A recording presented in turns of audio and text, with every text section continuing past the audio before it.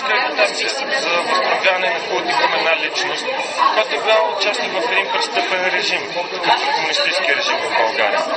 Затова аз смятам, че това събитие няма място в рамките на университета, който е публичен и държавен.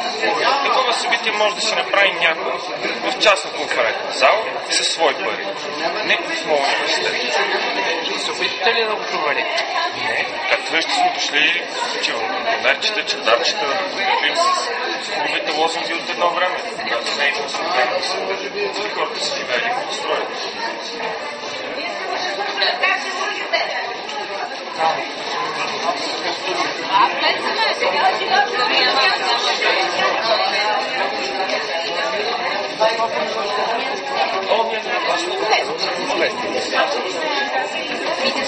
Абе, от другата врата е свободна от там, ама.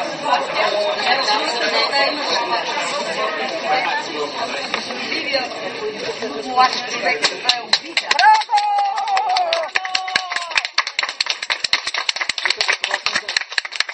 Децата сме си дали да ги обучават тези хора. Да живее науката. Дали сме си дали на тази наука да ги обучава. България е нация научна. Може ли да ме може?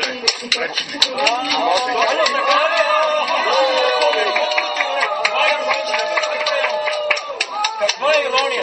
Наистина се намираме в университет. Защо няма пропаганда в университета? Като се намираме в университета. Ами да, в момента има пропаганда в университета. Вие представлявате пропаганда. В университета, но политическа, не знам, Те ли казали с какви пари ще бъде платена? конференцията не е платена. По никакъв начин, нищо от конференцията не е платена. Няма да бъдат, аз искам да се наема. Вижте като самолет. Бихте ли, няма нищо против. Не струва, защото историческия факултет е част от Софийския университет. Да. Значи нямам нищо против да останете с плакатите си, но да не шумите и да ви дадете възможност да проведем конференцията. Моля? Не, казах да не шумите. Ръкопляскането е шумене. Ръкопляскането е шумене.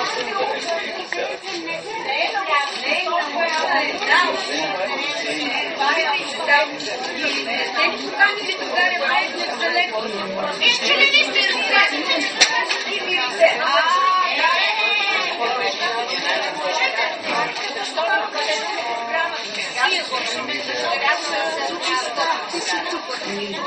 Както почваме, когато тук и журналистите ни пречат. Няма задължение към теб. Да.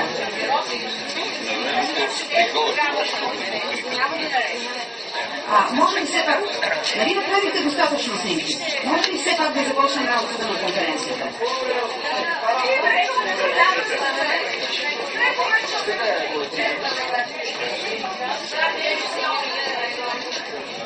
Професор Илчев е поканил. Няма ли да открие ректора на конференцията? Те не знаят, не са комунистични. Комунизма е забранен. Член 3 от закона за забрана на комунистическите режими. Както и на труда, не са престъпления. Добре, изслушахме ви.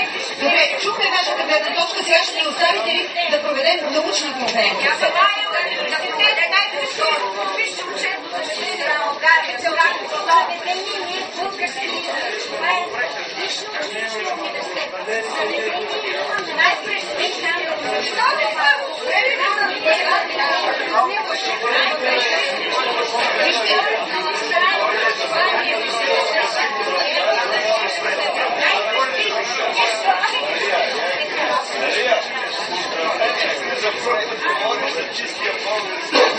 Най-престижна понеже сме русичили, за това използваме руски израз.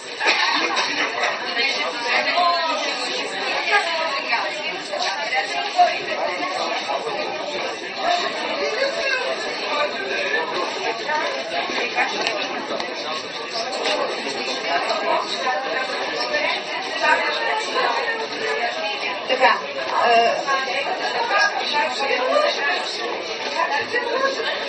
Сега, разбира се,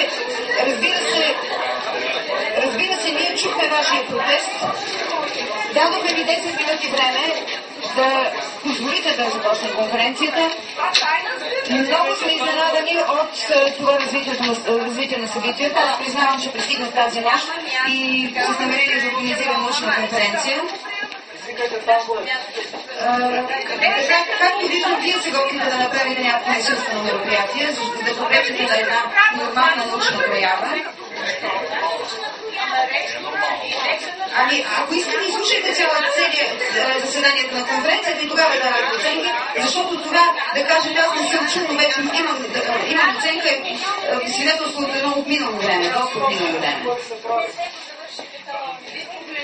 Така. Искам да открия конференцията, чието наименование е културно.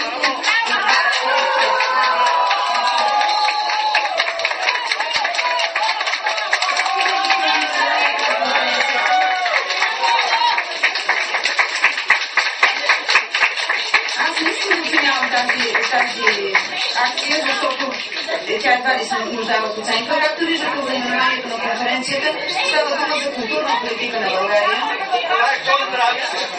Става дума... Да, добре, чухме ви. Чухме ви, видяхме ви. Нашето не е акция, научна конференция. Чухме ви. Еми, добре, вече ви заснеха, записаха. Мисля, че може да оставите и ние да си кажем за какво сме се подготвили. Ако не го направите, то остава за ваша сметка. При това положение признавам, че бяхме изненадани от политическия характер на конференцията. Тя не случайно е проведена в Софийския университет. Проведена е в Софийския университет, защото става дума за исторически анализ на част от българската история. Този исторически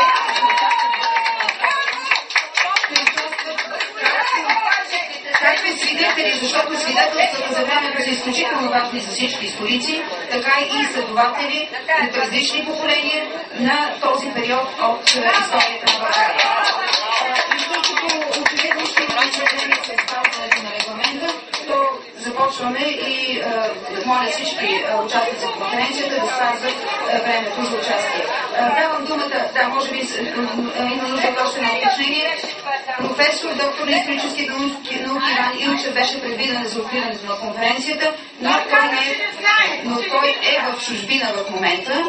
Обяви, че ще се връща през нощта и затова няма да може да открие. При това положение давам думата за официално откриване на конференцията на декана на историческия факултет на Софийския университет Свети Климент Охридски, доцент доктор Пламен Митев.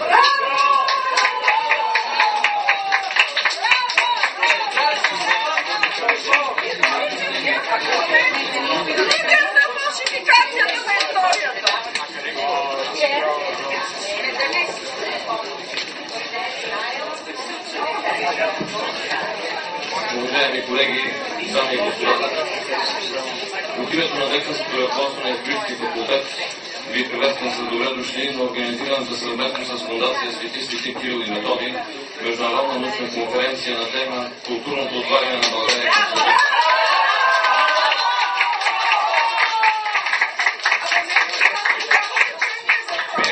Поканата на организаторите да участват в откриването на настоящия форум не само по задължение, но и като израз на уважение към всички вас, които изследвате и популяризирате историята на България през втората половина на 20 век. Едно трудно и в същото време изключително въпросно внимание, особено когато става дума за оценка на свършване по отделни личности, заемане на ръководно поста на държавата и висшата партийна номенклатура. Всеки един от вас, а и всички заедно, се изправяте ежедневно пред много и от разно естество предизвикателства. От огромното количество видов материал, част от който е все още дори и недостъпен, до невероятното разнообразие от източници, представляващи различни гледни точки и нюанси, от все още живата памет за случвалото се преди 30, 40 или 50 години.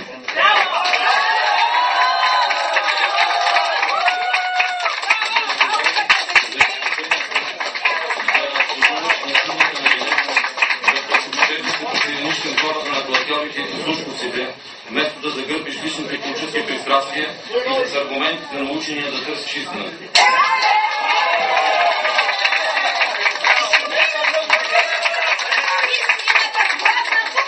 Шумът, който се вдигна на публичното пространство около провеждането на настоящата конференция е най-доброто доказателство колко полезно и чувствителна е все още темата за разходенството на еврейската ни история.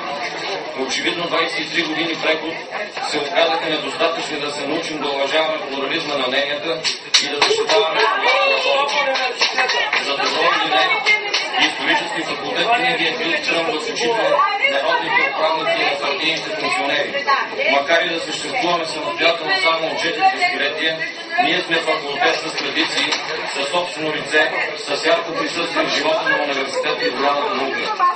Ние имаме будни студенти и еднакомислещи учени, които никога не са се страхували да отстояват научните си принципи и позиции. При нас няма табута и слава Богу, защото пътят към храма на знанието не минава през забрани или през забрави.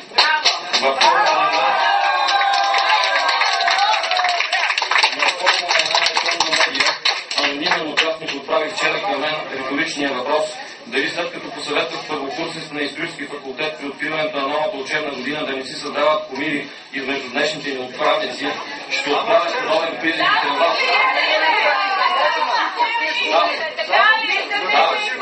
Ще го направя. Да, ще го направя и най-искрено, защото убеден вярвам, че историята е наука и в нея нямат място както от политическия слугинаж, така и митотворчеството. Не можем да се откажем, нито да зачерпим от нас и около нас. И ако искаме да го осмислим, да го разберем, да се получим от него, трябва да го изучим. Трезво и професионално, без присъди и анатеми, но и без шипрокалене, без пропагандни свободства, но и без грим. Затова ви пожелавам ползотворна работа и дано в предстоящия академичен дебат за и против заслугите на Людмила Живкова помогнете да опознаем по-ефективно и по-цялостно собствената си история. Това е нашия дълг пред родителите и децата ни, пред утрешните поколения българи. Благодаря на пламените, декан на историческия факултет и давам думата на професор може ли да се професор Петър Кешер-Апел, дългогодишен ректор на Мюнхенския университет, който ще направи своето изказване на тема тихото въздигане на България. Както виждате, хората извън България имат съвсем различно отношение от вашето, а и вашето е характерно само за една малка част от обществото.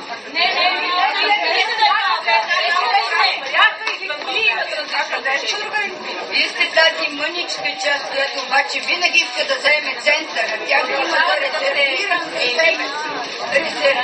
центъра, за да бъде Madam Chairman, ladies and gentlemen, first of all, I would like to give me a chance to look and speak to the audience so that if you move away, I cannot move today as well as the audience and the media and the protestants. I have been coming here as the president of the University of Hamburg and not in any other capacity. I have been holding the reins there for 21 years. And could you perhaps listen to what I'm saying? Is it possible in a democracy that you listen to arguments of being representatives of a democratic party? You others. So please keep silent when I'm going to speak, and I have my difficulties to talk to you because I don't talk in your mother language.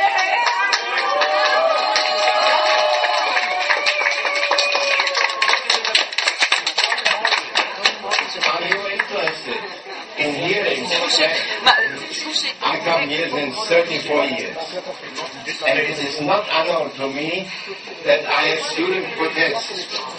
I had many times in a period of being 21 years the rector of my university.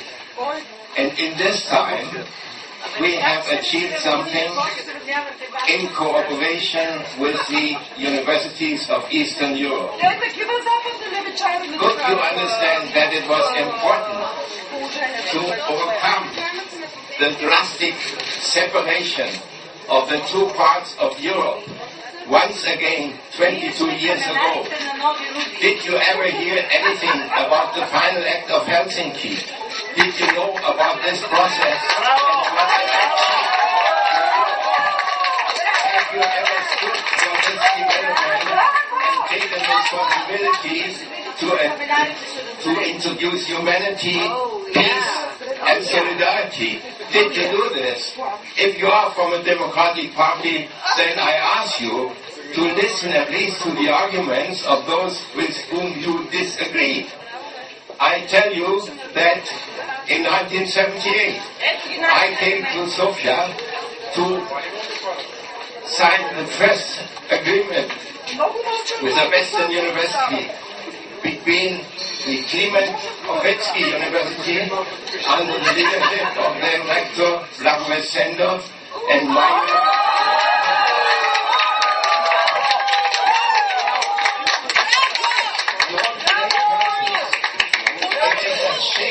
what you are doing, that you are blaming persons.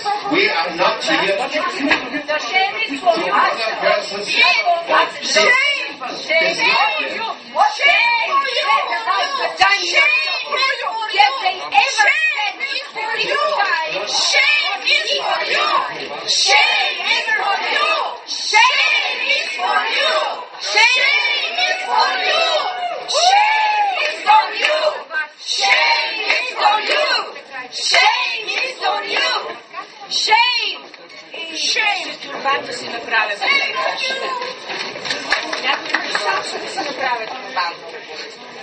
we have to take this attitude.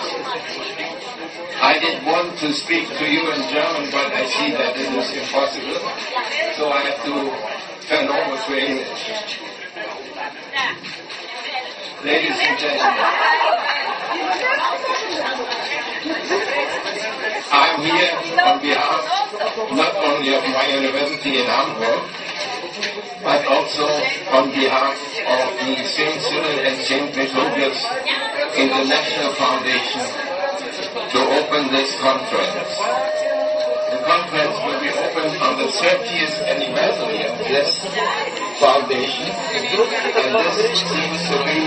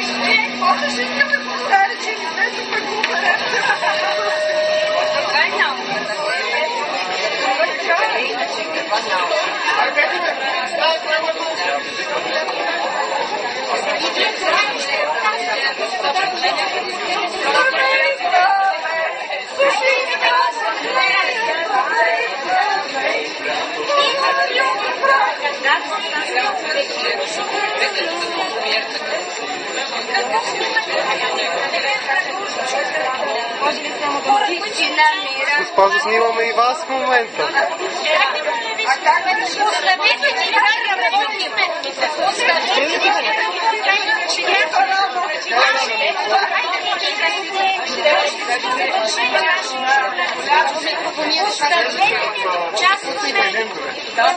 Хонорарите, къде ги раздавате, че изнасяме конференцията на гърба си.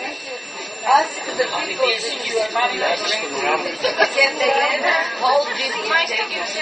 if they ever found this an evil regime, so that to speak about the figure in the other day, and then collaborate with those people.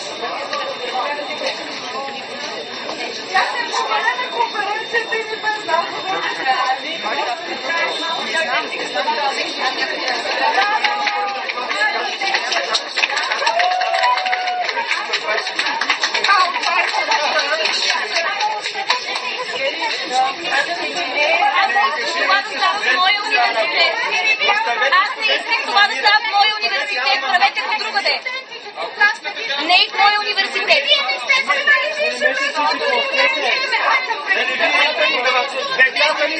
И мен не ме интересува, аз от тук искам и аз не искам такова нещо да провежда. Тук направете го другаде. Направете го другаде, не в Софийския университет. Поканим на си професор Илчев. Поканим вчера прави Христос, който не е съгласен да дойде и да го изпозита. И аз се го изпозявам.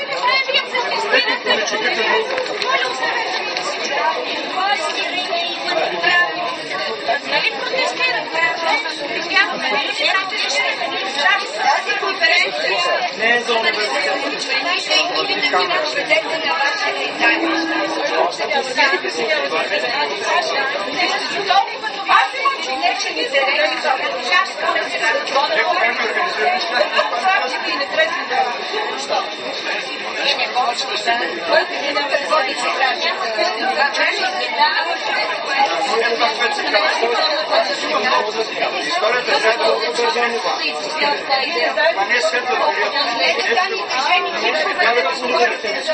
За научна конференция с лектор Жени Живков.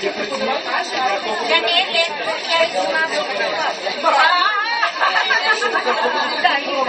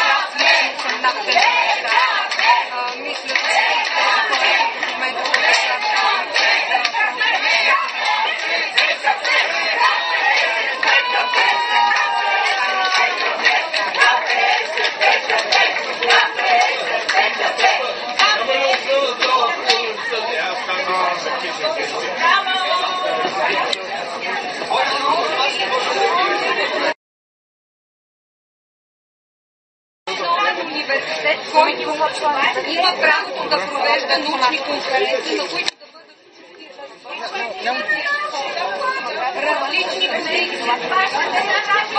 бъдат различни позиции да бъдат чути, а не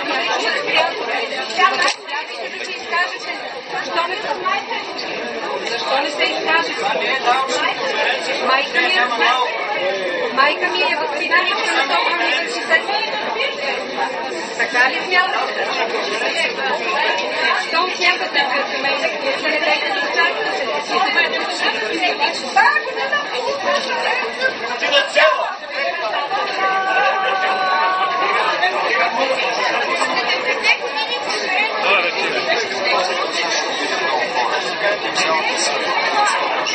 Как ще обясните това, което се случва през вашите очи?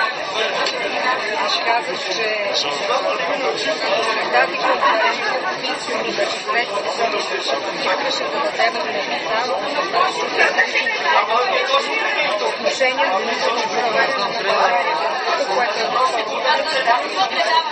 което днес очакване възпитанието на една от тези хора, които не желаят да бъде чупени.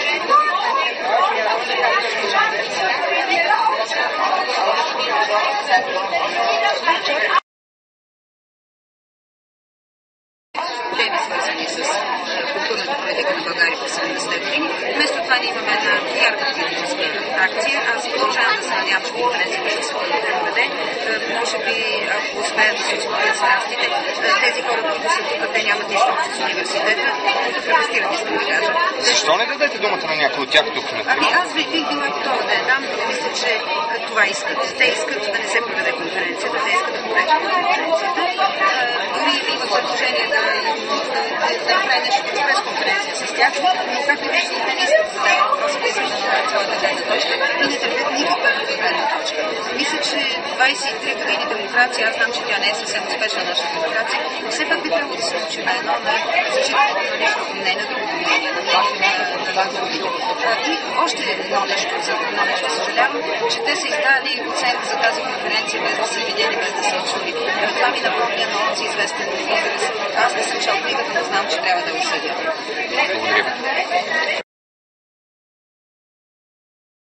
Друг плюс ще се намери. Въпрос е първо имате роля с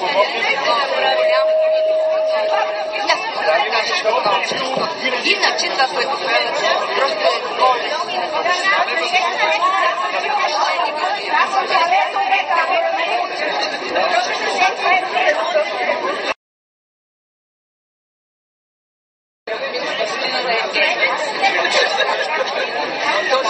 Втора година не точно както казвам. Ще събере още няколко милиона човека.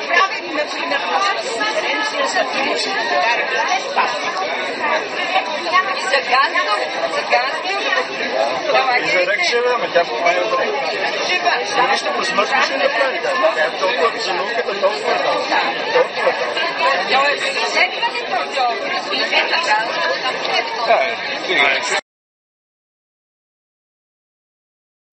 И се ректората, защо, например, товарната е техника, която тук сега се скъсва да дава интервюта, защо не поканите имат възможност, да имат пари, да си наеме една сделка и да покани всички тия хора на семейна сбитка и да се честват с майка и семейна и на семейни приятели. Защо трябва да използва държавна територия, то територията на най-престижното висше учебно заведение? Това показва нещо. Показва, че тези преподаватели, които участват в това нещо, нямат място в това заведение от тук нататък. И показва също, че законът за осъждането на комунизма като престъпен има да включи и други мерки. Може ли да си добри?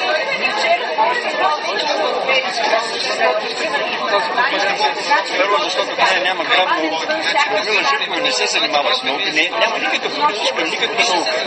Людмила Живкова е дъщеря на Томас Живков.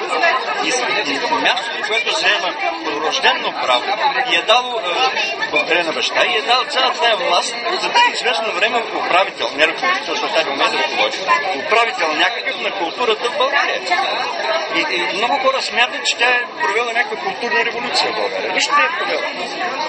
Тогава ставаше същото купуване и продаване на интелигенти, както се правеше и преди нея, както се правеше и след нея.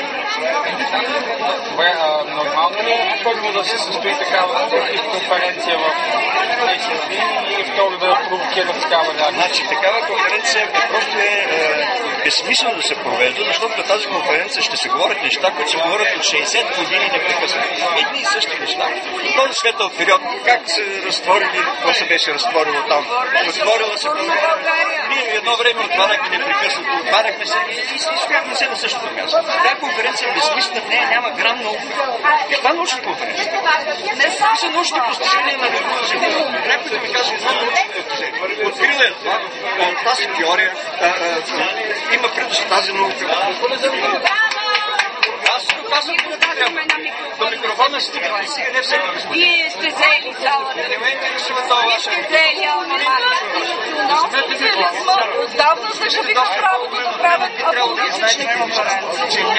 По силата на българското законодателство, по силата на европейското решение на Европейския парламент, по силата на историческата практика на национал-социализма в Германия, да кажем.